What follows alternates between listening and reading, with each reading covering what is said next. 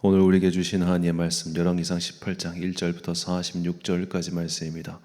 열왕기상 18장 1절부터 46절까지의 말씀 이제 봉독하겠습니다. 하나님의 말씀 경청하십시오. 많은 날이 흘러서 3년이 되던 해에 주님께서 엘리야에게 말씀하셨다. 가서 아합을 만나거라. 내가 땅 위에 비를 내리겠다. 엘리야가 곧 아합을 만나러 갔다. 그때 사마리아에는 기근이 심하였다. 아합이 오바댜 국내 대신을 불렀다. 오바댜는 주 하나님을 깊이 경외하는 사람으로서 이세벨이 주님의 예언자들을 학살할 때에 예언자 100명을 50명씩 동굴에 숨기고서 먹을 것과 물을 대준 사람이다. 아합이 오바댜에게 말하였다. 이 땅 곳곳으로 다 다니며 물이 있을 만한 샘과 시내를 샅샅이 찾아보도록 합시다. 어쩌다가 풀이 있는 곳을 찾으면 말과 나귀를 살릴 수 있을 거요 짐승들이 죽는 것을 이대로 보고 있을 수만은 없어. 왕과 오바댜는 물을 찾으려고 전 국토를 둘로 나누어서 한쪽은 아합이 스스로 담당하고 다른 한쪽은 오바댜가 담당하여 제각기 길을 나섰다. 오바댜가 길을 가고 있는데 마침 엘리야가 그를 만나려고 오고 있었다. 오바댜가 엘리야를 알아보고 머리를 숙여서 인사를 하였다. 엘리야 어른이 아니십니까? 엘리야가 그에게 말하였다. 그렇소. 가서 엘리야가 여기에 있다고 그대의 상전에게 말하시오. 그러나 오바댜는 두려워하며 말하였다. 제가 무슨 죄를 지었길래 저를 아합의 손에 넘겨 죽이려고 하십니까? 예언자께서 섬기시는 주 하나님께서 살아계심을 두고 맹세합니다. 제 상전은 어른을 찾으려고 모든 나라 모든 왕국의 사람들을 풀어놓았습니다. 그러나 그들이 돌아와서 엘리야가 없다고 보고하면 제 상전은 그 나라와 왕국에게 어른을 정말 찾지 못하였다고 맹세하게 하였습니다. 그런데 지금 어른께서는 저들어가서 어른께서 여기에 계시다고 말하라는 말씀이십니까?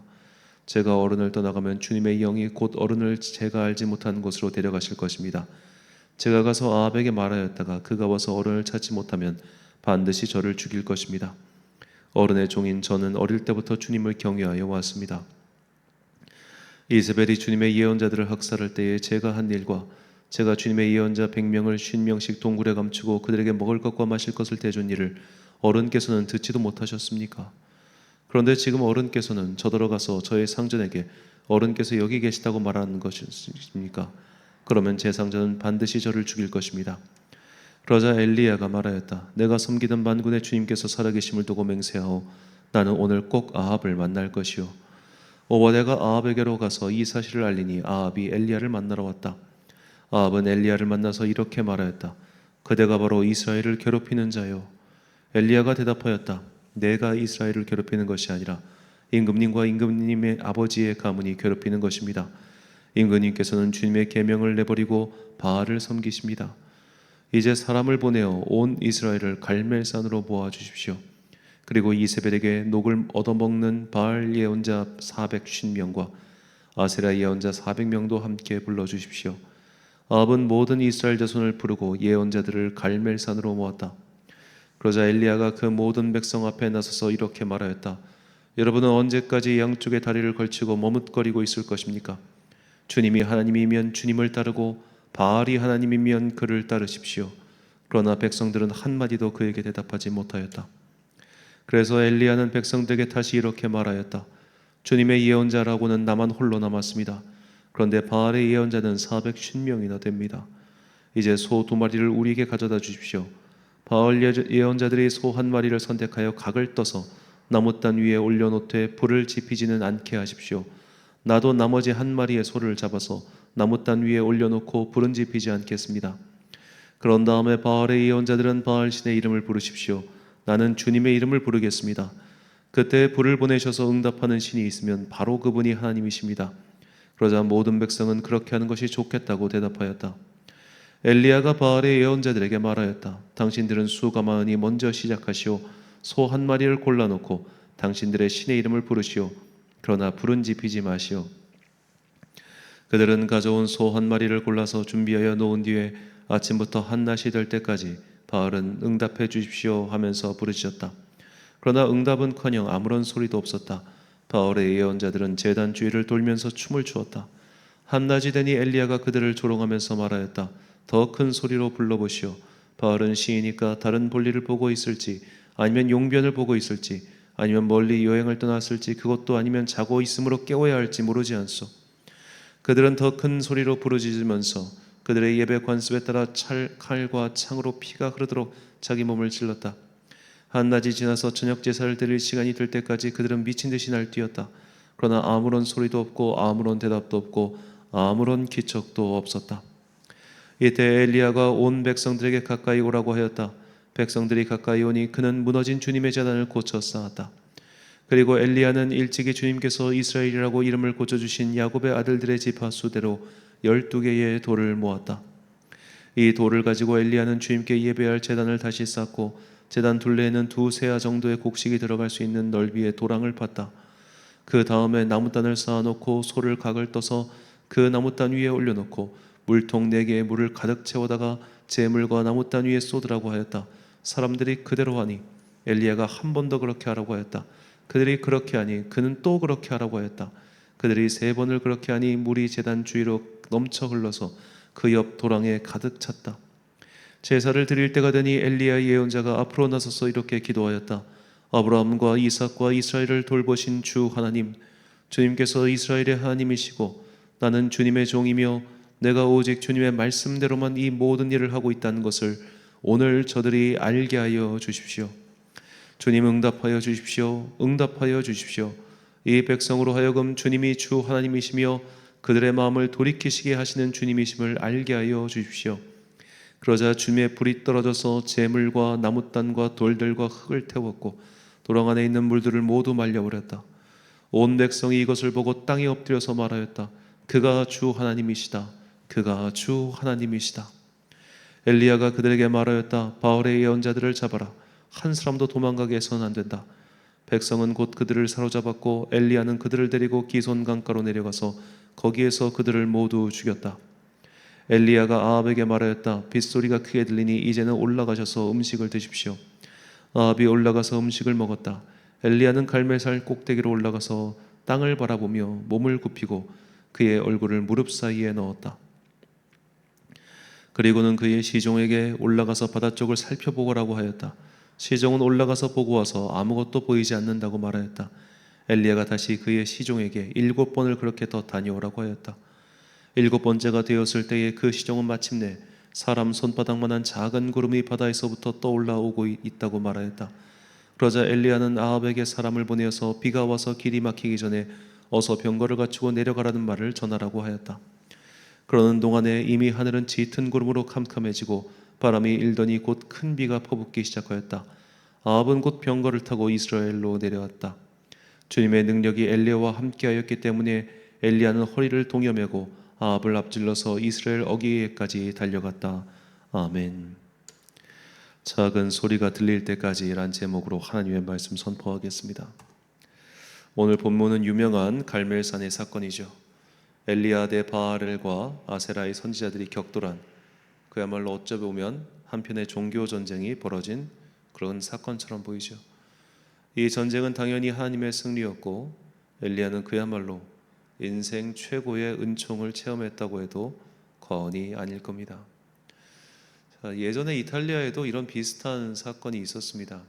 이제 종교개혁자 측과 가톨릭 측이 나뉘었는데 누가 진짜 하나님께서 누구 편을 드시느냐 이거를 판가름하겠다고 이 불을 막 지펴놓고 여기를 각자 통과해서 무사히 나오는 쪽이 진짜 하나님의 편이다 이렇게 이런 일이 있었어요. 참 우스꽝스러운 일이지만 오늘 설교 내용과 관계가 없어서 말씀을 안 드렸습니다만 오늘 엘리야의 이 대사를 보면 그가 하나님께서 시키셨기 때문에 이렇게 한 거예요. 하나님께서 시키셨기 때문에 그가 자기의 의미와 판단대로 이런 일을 벌이고 이런 일을 벌인 다음에 하나님 이 일을 벌였으니 일단 도와주세요 이렇게 기도한 게 아니란 말이에요. 처음부터 끝까지 주님께서 시키셨기 때문에 이 일을 했습니다. 자, 이 갈멜산의 사건은 하지만 사실은 중간 단계예요. 이 사건은 이 사건 자체로 완결시키는 사건이 아니라 그 다음 사건을 위한 중간 단계라는 거예요. 그 다음 사건이 무엇일까요? 바로 북이스라엘에 든 가뭄. 이 가뭄이 끝나는 거예요. 이 가뭄이 끝나는 게 최종 단계였습니다.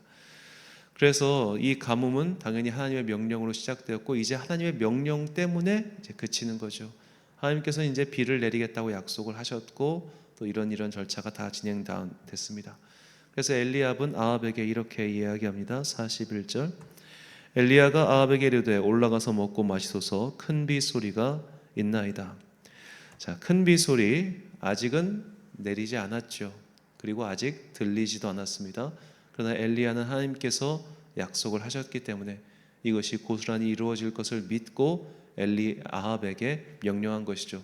이제 먹고 이 비를 맞이할 준비를 해라 라고 말입니다. 자, 이제 비만 내리면 됩니다. 비가 내리면 모든 이스라엘 백성들은 주가 오직 만군의 여호와 하나님뿐이라는 것을 알게 될 것이며, 그동안 믿음이 없는 백성들이 겪었던 시련 또한 끝이 나게 될 것입니다. 이제 최종장이 눈앞에 온 것이죠.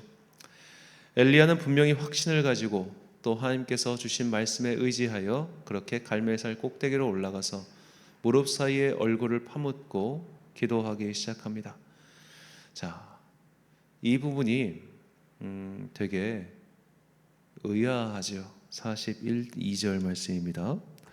아합이 먹고 마시러 올라가니라 엘리야가 갈멜산 꼭대기로 올라가서 땅에 꿇어 엎드려 그의 얼굴을 무릎 사이에 넣고. 자, 일단 이 기도의 모습이 신체 구조상 가능한지 모르겠어요. 무릎 사이에 얼굴을 묻는다. 이게 두 다리를 쭉 뻗고 이렇게 숙이면은 들어는 가겠지만 엘리야가 두 다리 쭉 뻗고 기도하지는 않았을 것 같거든요. 만약에 무릎을 꿇었다고 하면 무릎을 꿇은 상태에서 머리가 무릎 사이에 들어간다?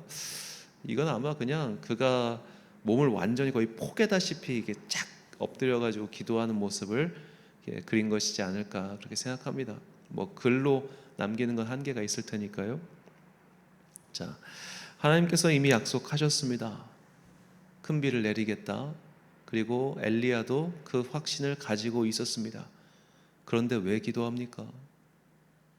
들었고 확신하고 있는데 왜 그는 갈멜산 꼭대기에서 또 기도하는 것일까요? 엘리야의 기도는 그 조각만한, 손바닥만한 작은 구름이 저 멀리서 보일 때까지, 그의 사원이 7번이나 왔다 갔다 하면서 확인한 때까지 멈추지 않고 그는 계속 기도했습니다. 그가 멈추지 않고 그 신호가 올 때까지 기도했다는 것, 이것이 참 중요합니다. 우리는 오늘 이 엘리야의 기도의 모습을 통해서 작은 신호가 올 때까지 기도하는 자세, 그거를 배워야 됩니다. 기도는 정말 성도의 중요한 훈련이죠. 이 계속 기도하는 반복 숙달이 되지 않고서는 우리는 사실 하나님의 대답을 듣지 못해요. 그냥 식사기도 하다가 하나님께서 대답해 주시면 좋겠죠. 그냥 저녁에 잠들기 전에 잠깐 기도할 때 그때 대답해 주시면 좋겠죠. 하지만 그렇게 기도해서는 하나님의 대답을 듣지 못합니다. 우리는 오래 기도하는 습관을 들여야 됩니다. 검질기게 기도하는 습관을 들여야 됩니다. 언제까지? 대답이 올 때까지. 그 대답은 내가 기도하는 중에 내 마음속에 주시는 확신이기도 하지만, 내가 기도하며 묵상하며 말씀을 읽다가 그 말씀을 통해서 주시는 확신일 수도 있어요. 혹은 어느 때는 누군가의 설교를 통해서, 누군가의 말을 통해서 그렇게 대답을 주실 때도 있습니다.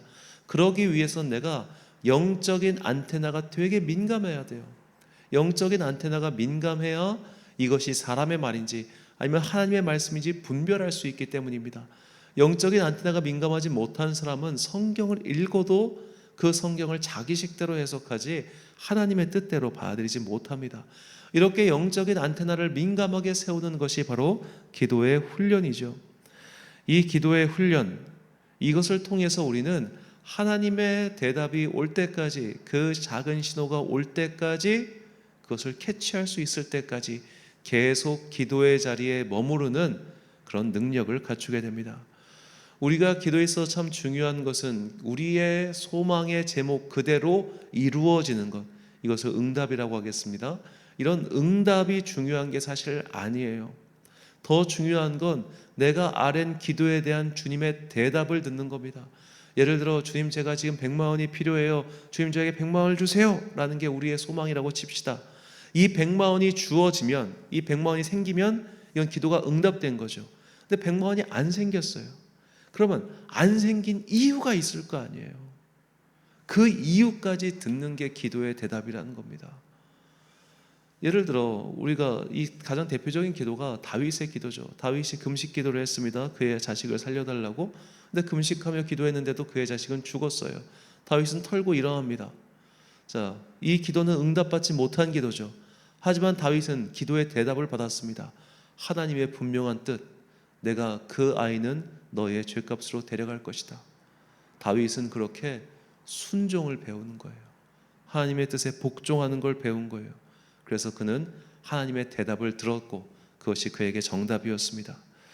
우리의 기도는 내 의지와 소망을 관철시키기 위한 투쟁이 아닙니다. 하나님의 대답, 하나님의 답을 듣기 위한 끊임없는 질문과 그분께 매달리는 시간이죠. 그리고 기도의 시간은 그 작은 구름이 보일 때까지 해야 합니다. 엘리야는 이미 답이 나와 있는 문제를 가지고 그 작은 구름이 보일 때까지 간절히 기도했습니다. 그렇다면 아직 응답은커녕 대답도 듣지 못한 문제라면 기도를 어떻게 해야 하겠습니까? 정말로 간절히 기도해서 그 대답을 들을 때까지 해야 합니다. 내가 드린 기도의 가부를 들어야 하고 하나님의 대답을 얻어야 됩니다. 대답을 얻을 때까지 하는 기도의 모습을 이룩하기 위해서 우리는 매일의 경건 훈련에 힘써야지요. 그래서 시편 기자는 간절히 부르짖었고 또 주님께서 응답하실 때까지 그것을 멈추지 않았습니다. 시편 86편 1절과 7절 말씀. 여호와여, 나는 가난하고 궁핍하오니 주의 귀를 기울여 내게 응답하소서. 나의 환난 날에 내가 주께 부르짖으리니 주께서 내게 응답하시리이다. 아멘. 사랑하는 천안광성교회 성도 여러분, 그리고 이 새벽을 함께 깨우고 계신 귀한 주님의 자녀 여러분, 엘리야는 입이 답이 나온 문제를 가지고도 간절히 기도하여 작은 먹구름을 만났습니다. 우리도 작은 구름 같은 대답이 보일 때까지 기도해야 합니다. 한 번 기도하고 나서 포기하거나 만족할 것이 아니라 끈질긴 기도를 드려야 합니다. 이 기도는 우리의 의지나 소망을 관철시키기 위한 것이 아니라 하나님의 뜻에 순종하기 위한 훈련이라는 것을 잊지 마십시오. 기도의 가장 위대한 응답은 나를 둘러싼 상황이 내 뜻대로 변하는 것에 있지 아니하고 상황이 어찌되었던 내 뜻과 내 의지가 하나님의 뜻에 맞게 변화되는 것, 그것이 가장 위대한 응답입니다. 하나님의 대답이 들릴 때까지 포기하지 않는 기도로 도무지 변하지 않는 우리의 모습이 이전보다 조금 더 성결하고 성숙해질 수 있기를 예수님의 이름으로 축원합니다. 기도하겠습니다. 사랑과 은혜가 풍성하신 아버지 하나님, 우리는 오늘도 주님께 기도를 드립니다. 이 기도를 드림으로써 우리의 자아가 더 강해지고 더욱더 가시돋친 사람으로 땅땅해진 사람이 되는 것이 아니라 주님의 뜻에 순종할 수 있는 온유한 사람, 부드럽지만 주님께서 명령하시면 바로 튀어나갈 준비가 되어 있는 순종의 사람 되게 하여 주옵소서. 내 의지가 이루어지는 것보다 내 뜻이 하나님의 뜻에 복종하게 되는 것, 이것이 제일 큰 기도의 응답이라는 것을 잊지 않게 하시고 이런 놀라운 믿음의 경지를 향하여 나아갈 수 있도록 오늘도 각자의 처소에서 순종하며 기도하는 주의 자녀들 되게 하여 주옵소서. 한 주의 업무를 마치는 금요일입니다. 오늘 저녁도 함께 모여서 기도할 터인데 주님께서 기도에 응답하여 주시옵시고 우리에게 뜨거운 성령의 은총을 부어주사 메마른 우리의 심령 가운데 성령의 담부를 부어 주시옵시고 무엇보다 뒤틀려버린 우리의 영혼이 주님 앞에서 자리를 바로잡아가는 영혼의 교정의 시간 되게 하여 주옵소서. 오늘 하루도 참 좋으신 우리 주님의 은총과 평강이 모든 성도들과 함께 하시길 간절히 소망하오며 이 모든 말씀 우리 구주 예수 그리스도의 이름으로 기도드립니다. 아멘. 오늘의 기도 제목입니다. 주님의 대답이 들릴 때까지 포기하지 않고 기도할 수 있도록 나의 허리와 무릎에 검질긴 힘을 달라고 간구하십시오. 그리고 기도의 절대적 시간을 늘려보시기 바랍니다. 오늘 주신 기도의 제목 가지고 기도와 묵상에 힘쓰는 하루 되시길 바랍니다. 기도하겠습니다.